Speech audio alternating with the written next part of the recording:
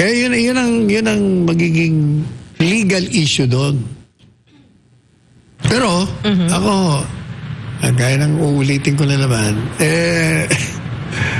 talagang dinelay ng mga naghain ng impeachment at nang gustong sirain siya at tanggalin sa Panguluhan at ikulong pa nga yung impeachment process. Kasi nga ho, nayanig sila. Yan ang katotohanan dyan. Ako, kahit ano pang basa mo dyan.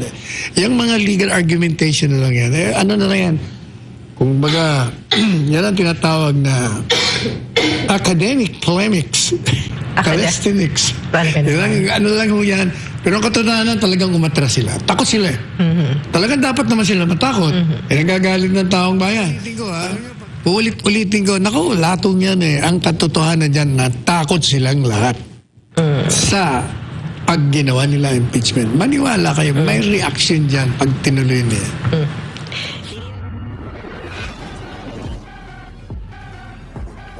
I said that the goal is to destroy, siraan si Inday Sara. Siraan at tanggalin sa presidential derby sa 2028. Kaya sinabi ko, since yan ang goal, pinailan ng impeachment. And by the mere filing of impeachment, sinira mo na yung tao. Sinisira mo na kasi inilalarawan mo siyang unfit Yun lang, talagang masisira na. O kaya yung sinasabi ng abogado, matagal na ho nating sinasabi yan dito. Palagay ko nakikinig to sa atin. Tama. Makinig kayo rito sa amin ni Hana. Dahil si Hana, marami rin sinasabing nauuna siya. Talaga naman, challenge niya si Presidente Marcos Jr. Nauna pa sa akin to Well, nagkatanong naman ako kahapon if we have a leader in this country. Anyway, balikan natin. Wala naman po. Wala pa. It's the same thing dun sa na wala siyang sagot kung kailangan ng Hindi, palagay ko sinasagot niya tayo sa kanyang mga campaign rallies Oh, really? That's the way he answers questions and challenges. Pakinggan mo sinasagot tayo.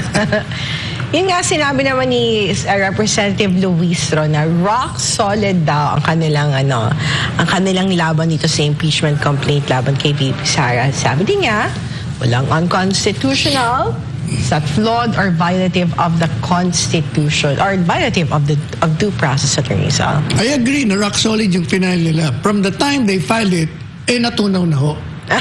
Pero nag-umpisa sila sa rock solid. Ngayon, hindi na rock, it's liquid. Oo. Yun. Nalik. Well, isa rin sa punto, Attorney Sal, ang kampo ni VP, ang 1-year ban dahil may nauna ng inihaing impeachment dito pero ang naipadala sa Senado ay yung 4th impeachment complaint. So, yung process is questionable. Do you see that, Attorney Sal? Diniscuss na rin natin yung kahapon, di ba? Kasi under the Constitution, merong prosedimento na pag naghain ka ng impeachment, i-refer ka agad sa Committee on Justice within 10 days. And then within 3 days from the referral to the committee naman, kailangan magbigay na sila ng recommendation sa plenary. And pag natanggap naman ng plenary, meron na rin silang they will, within so many session days, meron na sila. Ang problema nga hindi ni-refer Yan ang magandang question. Kasi nakalagay sa saligang batas, shall. Kumbaga, dapat na i-refer mo kagad sa Committee on Justice. Yun nung tatlo na inihain, naupo. Naupo ron. Ang na-file nila o na-transmit ay yung pang-apat na kombinasyon ng tatlo. Kasi ang nabasa ko noon kung bakit hindi nila ma-file. Kasi yung mga kongresista nung pinag-aaralan nila, yung tatlo, parang mahina. Kaya ginawa nila yung 4th complaint. Kumbaga, inayos nila. Kaya nung makita naman ng mga kongresista, okay na to, pirmahan na sila. Plus kasama siyempre yung konsiderasyon. Kaya, yan nga yun ang problema. Okay. Okay, kini-question ngayon, dalawa nagki-question. Yung grupo ng mga abogado sa Mindanao at yung grupo naman ni Inday Sara. na hindi sumunod. Kaya yun ang magiging legal issue doon. Pero, ako, gaya ng uulitin ko na naman, talagang dinelay ng mga nagay ng impeachment at ng gustong sirain siya at tanggalin sa Panguluhan at ikulong pa nga yung impeachment process. Kasi nga ho, nayanig sila. Yan ang katotohanan dyan. Ako, kahit ano pang basa mo dyan. Yung mga legal argumentation na lang yan. Ano na lang yan? Kung baga, yan ang tinatawag na academic polemics. Calisthenics. Ano lang ho yan. Pero ang katotohanan, talagang umatras sila. Takot sila. Talagang dapat naman sila matakot. Nagagalit ng taong bayan. Alam niyo, pag hindi ho kayo, pag hindi nyo naayos yan, yung ginawang 1.8 million plus another million na rally, madadagdagan yan. Bigyan nila ng rason yung taong bayan para magalit. Oh, correct. Hindi lang rason, nakagalit na nga eh. Lalo niyang iniinis eh. Exactly. So sabi naman kasi Attorney Sal, kung dapat bang aksyonan agad ng Senado yung articles of impeachment na naipadala sa kanila kahit walang sesyon, ipinunto daw ng ilan. Ito yung Section 3 ng Article 11 ng Saligang Batas kung saan sinasabi dito sa 1987 Constitution Article 11.4, in case the verified complaint of resolution of impeachment is filed by at least 1/3 of all the members of the House, the same shall constitute the articles of impeachment, and trial by the Senate shall forthwith proceed. Ito yung side ng forthwith, Attorney Sal, na marami po sa interpretation, Attorney Sal, kung paano ba daw i-implement ang forthwith. Nasa Korte Suprema yan. Kasi ang Korte Suprema, sila binigyan ng kapangyarihan ng saligang batas na mag-interpret. Sila magsasabi kung anong ibig sabihin ng forthwith. Ibig sabihin ng forthwith, agad-agad. O agad. Alam mo, may yung sinasabi nila, ang interpretasyon daw ay agad. Yun ang narinig ko eh. Sabi ng isang justice, ang sabi, ang translation sa official wikang Pilipinong ng saligang batas, anong tawag doon? Ituloy na yung, yung trial ay agad. At sagot ko agad, habang naging, agad ba? Hindi pala kaagad-agad. Di ba? Iba yung ibig sabihin ng kaagad-agad.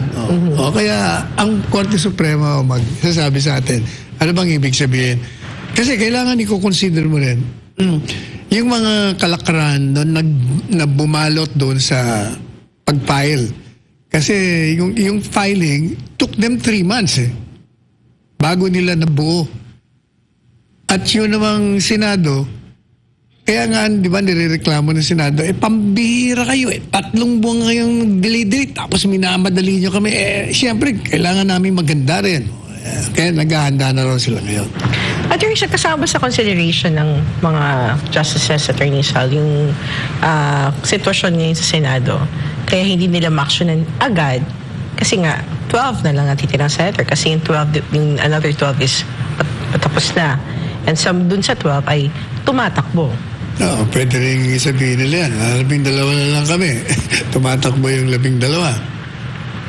Pero may legal question doon Automatic ba na mag-file ng COC ang mga senador na hindi na sila senador? Hindi ako masyadong sure dyan. Kasi ang alam ko, yung mga local ang automatic. Yes. Pero baka yung national, hindi. Kasi di ba yung term ng senator mag-end naman talaga ng June 6 years sila ng June 30. Tama ba? Kasi may specific na may sa mga senators. Kaya baka pwede pa sila. Kaya hindi ba sabi, convene nyo na, break lang naman kayo. Nag-break lang kayo. Hindi pa naman tapos ang... Some of the senators na tumatakbo, parang hindi fair sa side namin. Yung makalaban namin, nag-iikot na kami. Magta-trial kami. Saan ang fairness sa parto nila? Yan ang magandang So, yun yung mga consideration na titingin ngayon ng Korte Suprema.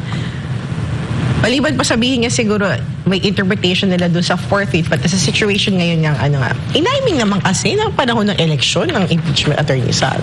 Pero sa akin, hulab-balulat na yung mga katwiran na yan. Ang katotohanan dyan, natakot kayo. Nayanig talaga kayo, kaya hindi nyo matuloy-tuloy yung impeachment na yan.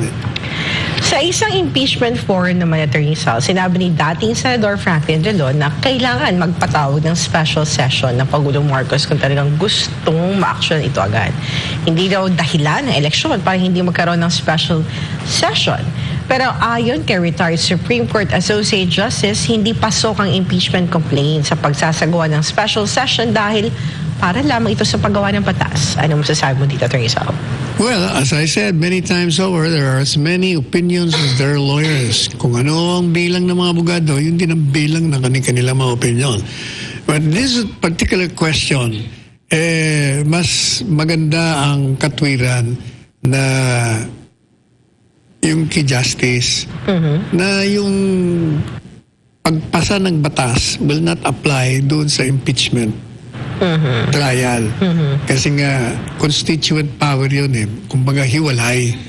Pwede mong sundin yung pagpasa ng batas, pero hindi mo pwedeng i-apply dito sa impeachment.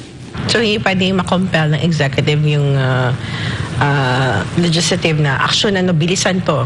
Sabihin na kailang urgent to. Hindi katulad ng mga panukalang batas na pwedeng sabihin ng ehekutibo na may urgency ang itong mga panukalang batas. Saka sa tingin ko, ang Korte Suprema, yung sa mandamos, it will not require the impeachment court to convene. Palagay ko, nirespeto nila yan. Kasi siyempre, kung ikaw rin naman nasa Senado, gusto mo rin, ready ka. Ba't ka ako mag-uumpisa eh? Hindi pa kami handa eh. Di ba? But, magiging landmark to na ruling ng Supreme Court, if ever, Attorney Sal. Palagi naman landmark. Basta ruling ng Korte Suprema, landmark.